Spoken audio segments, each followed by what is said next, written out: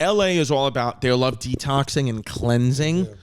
And I think that's what I'd like to do for now temporarily with this city. Is I'd like to detox and cleanse from it. I would say borderline annihilated drunk last night, and you didn't know that I was drunk, which is a little scary to me because I couldn't drive. Homeless pimp had to drive the car home. I could not get behind the wheel.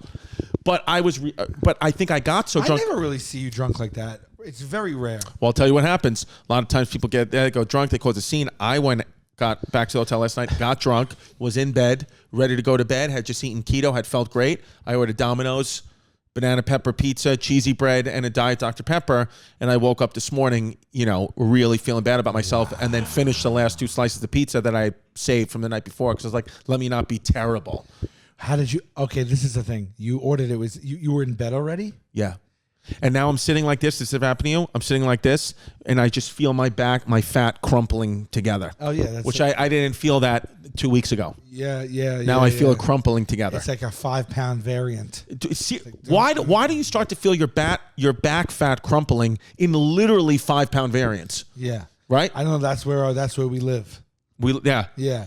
Well, you were already in bed. Then you had to call. Then you had to stay awake. Well, in bed waiting for it to come. Did you eat it in bed? Yes. I had 2 beds. I ate it on the bed I wasn't using, and I actually have it still on. Unless the cleaning people came and cleaned it up, those boxes are still on that bed. I literally. That sounded like a weird flex. Yeah. I got a 2 bed. I have 2 beds. I eat in one bed. I sleep in the other. Yeah. I literally, after I ordered it, I fell asleep and then was awoken by the delivery guy calling me to say, food in the lobby. I was also 1 floor above you. Yeah. Pimp was 1 floor above me and you had no idea the debauchery. But hey, it's not worse than Joe DeRosa. Joe DeRosa called me yesterday. Listen to this, folks. Joe DeRosa of the Taste Buds podcast. Yeah, Joe DeRosa, he's probably sleeping. Joe DeRosa called me this morning. I said, how was your night last night? I said, well, I ate, there's a box of Domino's pizza in the bed next to me. I had sex with it. So I was like, it's kind of a weird night. I feel guilty. So he was like, it ain't worse than me. He said, I was hanging out at the Stand Comedy Club, chilling with my friends. He goes, and then my other friend owns a bar.